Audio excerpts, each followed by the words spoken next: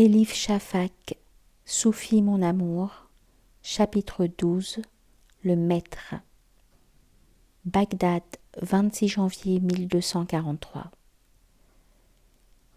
Bien s'intégrer dans une confrérie soufie nécessite plus de patience que n'en possède Shams de Tabriz. Pourtant, 9 mois ont passé et il est toujours parmi nous. Au début, je m'attendais à ce qu'à tout moment, il fasse son baluchon et s'en aille, tant son aversion pour une vie strictement ordonnée était évidente. Je voyais que ça l'ennuyait horriblement de devoir dormir et se réveiller à la même heure, de manger au repas, de se conformer à la même routine que les autres. Il était habitué à voler en oiseau solitaire, sauvage et libre. Je soupçonne que bien des fois il fut sur le point de s'enfuir. Néanmoins, aussi profond que fut son besoin de solitude, plus profond encore était son engagement à trouver son compagnon. Shams croyait sans l'ombre d'un doute qu'un jour ou l'autre, je lui fournirais l'information dont il avait besoin, que je lui dirais où aller, qui trouver. C'est cette foi qui le fit rester. Pendant ces 9 mois, je l'observais de près, me demandant si le temps s'écoulait de manière différente pour lui, plus rapidement, avec plus d'intensité. Ce qui nécessitait des mois, voire des années d'apprentissage à certains derviches, ne lui prenait que quelques semaines, voire quelques jours. Il possédait une curiosité remarquable pour tout ce qui était nouveau et inhabituel, et il savait observer la nature. Tant de fois que je l'ai trouvé dans le jardin, admirant la symétrie d'une toile d'araignée ou quelques gouttes qui luisaient sur une fleur nocturne. Insectes, plantes et animaux semblaient plus l'intéresser, plus l'inspirer que les livres et les manuscrits. Mais dès que je commençais à croire que la lecture ne l'intéressait pas du tout, je le trouvais plongé dans un livre ancien. Puis il pouvait à nouveau passer des semaines sans rien lire ni rien étudier. Quand je l'interrogeais à ce propos, il dit qu'on devait satisfaire son intellect, mais veiller à ne pas le gâcher. C'était une de ses règles. L'intellect relie les gens par des nœuds et ne risque rien, mais l'amour dissout tous les enchevêtrements et risque tout. L'intellect est toujours précautionneux et conseille « méfie-toi de trop d'extase », alors que l'amour dit « oh, peu importe, plonge ». Quand je le connus mieux, j'admirais son audace et sa perspicacité. Mais je soupçonnais aussi qu'il y avait un revers à la médaille de l'ingéniosité et de l'originalité sans égale de Shams. Pour commencer, il était direct au point d'en devenir brutal. J'enseignais à mes derviches de ne jamais remarquer les défauts des autres et, s'ils le faisaient, de garder le silence et de pardonner. Shams, cependant, ne laissait passer aucune erreur sans la signaler. Chaque fois qu'il voyait que quelque chose n'allait pas, il le disait immédiatement, sans jamais tourner autour du pot. Son honnêteté offensait les autres, mais il aimait provoquer les gens pour voir ce qui sortait d'eux quand ils éprouvaient de la colère. Il était difficile de le contraindre à accomplir des tâches ordinaires. Il n'avait guère de patience pour ses corvées, car il ne trouvait plus aucun intérêt à tout ce qu'il comprenait et exécutait sans peine. Quand la routine s'installait, il était au désespoir, comme un tigre piégé dans une cage. Si une conversation l'ennuyait ou si quelqu'un faisait une remarque idiote, il se levait et partait. Jamais il ne perdait de temps avec des fadaises. Des valeurs chéries par presque tous les êtres humains telles que la sécurité, le confort, le bonheur n'avaient presque aucun sens à ses yeux. Sa méfiance envers les mots était si intense que souvent il ne parlait pas pendant des jours. Cela faisait l'objet d'une autre de ses règles, qui était de « la plupart des problèmes du monde viennent d'erreurs linguistiques et de simples incompréhensions. Ne prenez jamais les mots dans leur sens premier. Quand vous entrez dans la zone de l'amour, le langage tel que nous le connaissons devient obsolète. Ce qui ne peut être dit avec des mots ne peut être compris qu'à travers le silence. » Je finis par m'inquiéter pour sa santé, car tout au fond, je sentais que quelqu'un qui brûlait avec une telle ferveur pouvait avoir tendance à se mettre dans des situations dangereuses. À la fin du jour, notre destin est entre les mains de Dieu. Et lui seul peut dire quand et comment chacun de nous quittera ce monde. Quant à moi, je décidai de faire de mon mieux pour ralentir Shams et l'habituer autant que faire se pouvait à un mode de vie plus tranquille. Pendant un temps, je crus pouvoir réussir. Puis vint l'hiver, et avec lui, un messager porteur d'une lettre envoyée de loin. Cette lettre changea tout.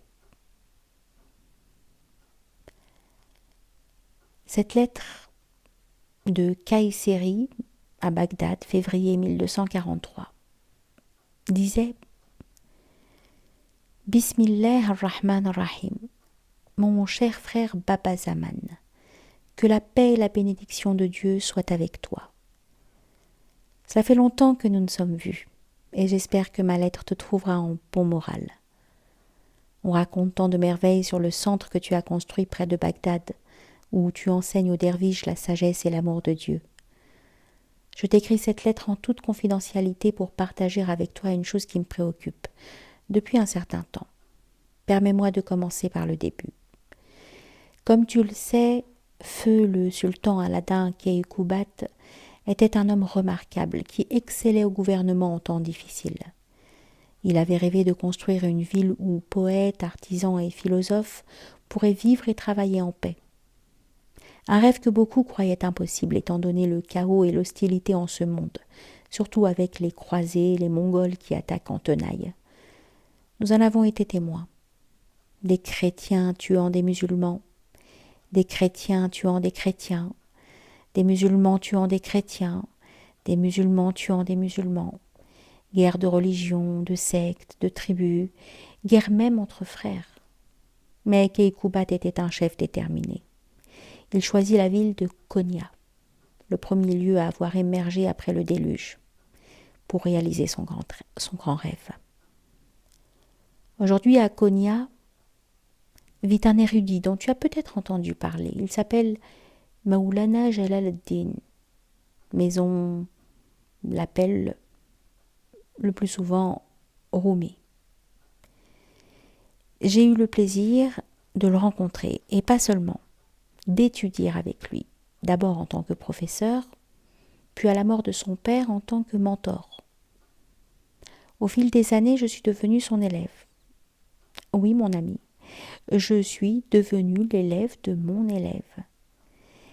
Il est si plein de talent et d'intelligence que je n'eus bientôt plus rien à lui enseigner et commençai à apprendre de lui. Son père était lui aussi un brillant érudit, mais Rumi possède une qualité très rare chez ces éminents personnages, la capacité à creuser plus profond au-delà de l'enveloppe de la religion et à tirer de son noyau le joyau universel et éternel. Je veux que tu saches que ce ne sont pas là seulement mes pensées personnelles. Quand le jeune Rumi rencontra le grand mystique, pharmacien et parfumeur Fariduddin Attar, celui-ci dit de lui « Ce garçon va ouvrir une porte dans le cœur de l'amour et allumer une flamme dans le cœur de tous les amoureux mystiques. » De même, quand Ibn Arabi, le philosophe, auteur et mystique émérite, vit un jour le jeune Rumi qui marchait derrière son père, il s'exclama « Gloire à Dieu, un océan marche derrière un lac. » Déjà, au jeune âge de 24 ans, Rumi était devenu un chef spirituel. 13 ans plus tard, aujourd'hui, les habitants de Konya le prennent pour modèle et chaque vendredi, on vient de toute la région écouter ses sermons. Il excelle en droit, philosophie, théologie, astronomie, histoire, chimie et algèbre. On dit qu'il a déjà 10 000 disciples. Ceux qui le suivent sont suspendus à chaque mot qu'il prononce et le considèrent comme un être des plus éclairés, qui va entraîner un changement crucial et positif dans l'histoire de l'islam, sinon dans l'histoire du monde. Mais pour moi, Rumi a toujours été un fils. J'ai promis à Feu, son père, de veiller sur lui. Maintenant que je suis un vieil homme qui approche de ses derniers jours, je veux m'assurer qu'il est bien accompagné. Tu comprends, si remarquable, si glorieux soit-il, sans aucun doute Rumi m'a souvent confié lui-même qu'il est intérieurement insatisfait. Quelque chose manque à sa vie. Une chose que ni sa famille ni ses disciples ne peuvent plus lui apporter. Un jour, je lui ai dit que, bien qu'il ne soit pas un berbe, il n'était pas chenu non plus. Sa coupe est pleine à ras-bord, et pourtant il faut qu'il parvienne à ouvrir la porte de son âme, afin que les eaux de l'amour puissent couler librement dans les deux sens. Quand il m'a demandé comment cela pouvait être accompli, je lui ai dit qu'il avait besoin d'un compagnon, un ami de la voie, et je lui ai rappelé ce que dit le Coran. Les croyants sont le miroir l'un de l'autre. Si le sujet n'avait pas refait surface, j'aurais pu oublier totalement. Mais le jour où j'ai quitté Konya, Rumi est venu me voir pour me demander mon avis sur un rêve récurrent qui le troublait. Il me dit que dans son rêve, il cherche quelqu'un dans une grande ville populeuse d'une terre lointaine. Des mots en arabe, de merveilleux couchers de soleil, des mûriers et leurs vers à soie, attendant patiemment dans leur cocon secret le moment d'éclore. Puis il se voit dans la cour de sa maison, assis près du puits, une lanterne à la main, pleurant. Au début, je n'eus aucune idée de ce qu'indiquaient les fragments de ses rêves. Rien ne m'était familier. Puis un jour, après avoir reçu en cadeau un foulard en soie, la réponse me vint et l'énigme fut résolue. Je me suis souvenu combien tu aimais la soie et les vers à soie. Je me suis rappelé les choses merveilleuses que j'avais entendues sur ta tariqa. J'ai soudain compris que le lieu que voyait Rumi dans ses rêves n'était autre que ton centre de derviche. Bref, mon frère, je ne peux éviter de me demander si le compagnon de Rumi ne vit pas sous ton toit, d'où la raison de cette lettre. Je ne sais pas s'il y a une telle personne dans ta confrérie, mais si c'est le cas, je te laisse le soin de l'informer du destin qui l'attend. Si toi et moi pouvons jouer même un tout petit rôle pour aider à ce que ces deux rivières se rencontrent et coulent ensemble, fusionnées vers l'océan de l'amour divin, si nous pouvons aider deux bons amis de Dieu à se rencontrer, je considérerai que je suis bénie. Il y a pourtant une chose qu'il faut que tu prennes en compte. Rumi a beau être un homme d'influence adoré et respecté par beaucoup, cela ne signifie pas qu'il n'a pas de critiques. C'est le cas. De plus, ce cours commun que les deux compagnons emprunteraient risque de provoquer mécontentement et opposition, de causer des rivalités qui dépassent notre entendement. L'amour que Rumi portera à son compagnon pourrait aussi causer des problèmes au sein de sa famille et de son cercle d'intimes.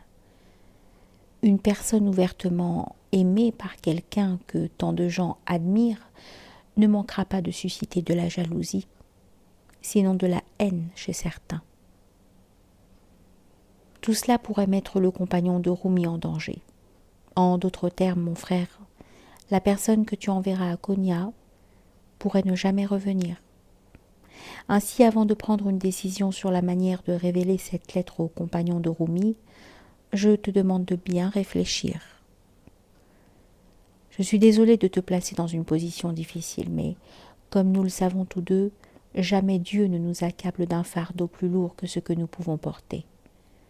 J'attends ta réponse avec impatience, et j'ai confiance que, quelle que soit l'issue, tu feras le bon pas dans la bonne direction. Que la lumière de la foi ne cesse jamais de briller sur toi et sur tes derviches. Maître Seyyid Burhaneddin.